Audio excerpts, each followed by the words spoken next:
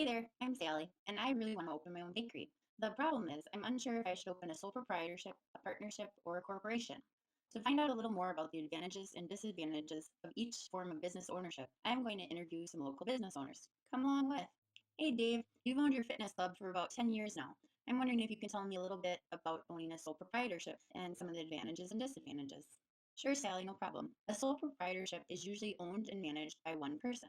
It can be easier to start and end than other forms of business. And to start out, you need to lease or buy the equipment and the rental space and obtain any permits or licenses you may need for your particular type of business. Since you're the owner, you're your own boss, which to me is a great benefit. And also, I have pride in ownership because I started and created this fitness club to be what it is today.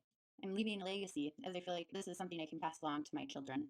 I also retain the company profits, and because it's a sole proprietorship, there's no special taxes, which means that all of the profits are taxed as personal income, and I pay the normal tax on that money, as well as self-employment tax. As far as disadvantages, I would say that unlimited liability is one of the greatest factors. You and your business are considered one, and if the business suffers, the money comes out of your pocket. So you're required to pay, even if it requires you to sell your home or car to pay that balance. There's also limited financial resources. So the funds I have for the business are only what I can gather. And also there can be some management difficulties because I need to be the jack of all trades. And so I need to be very well rounded with the different departments such as accounting, marketing, and so on. It's also not your normal 9 to 5 job. I often will get here at 6 in the morning and be working until 9:30 or 10 at night. I also need to purchase my own 401k and health insurance. And then lastly, there can be limited growth and lifespan with a sole proprietorship. That's great. Thanks for sharing with me, Dave. Hi, Jamie and Bill. You've owned your accounting firm for a while now, and I'm wondering if you can share with me a little bit about your experience in starting a partnership business.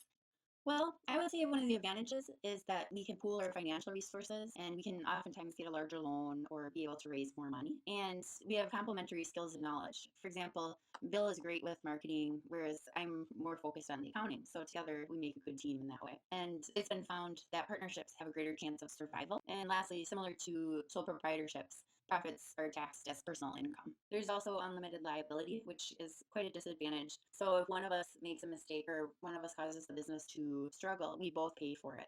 We also divide all of the profits, and there can sometimes be disagreements among partners. So far, we haven't had anything too big, but we have had some disputes that we've ended up compromising on. And lastly, we haven't faced this either, but it can be very difficult to terminate the business because it often requires one partner buying out the other, and it can cause some hard feelings.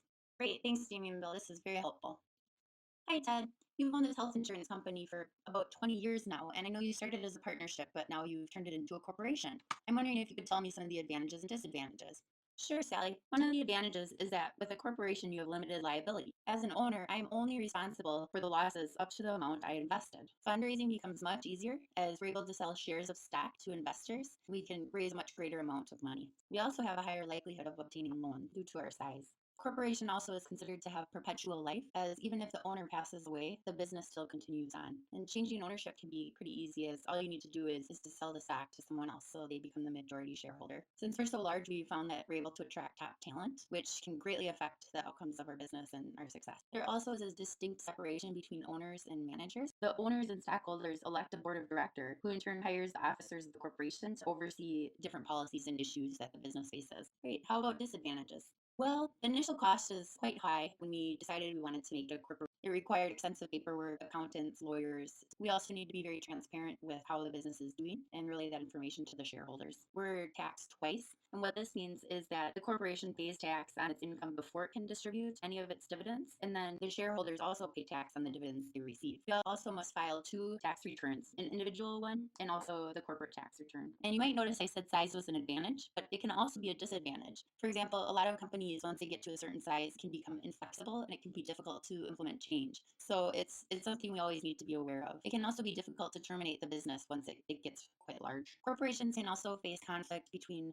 the shareholders and the board of directors, as they may disagree on business practice. Great, thank you for your time. Okay, so today I learned so much more about sole proprietorships, partnerships, and corporations, and the advantages and disadvantages of each. And the good news is I think I've settled on what type of business ownership I would like to move forward with when I open my bakery. I've decided on a sole proprietorship. I plan to start it out small and then continue its growth. And who knows, maybe one day it'll become a corporation or even a franchise.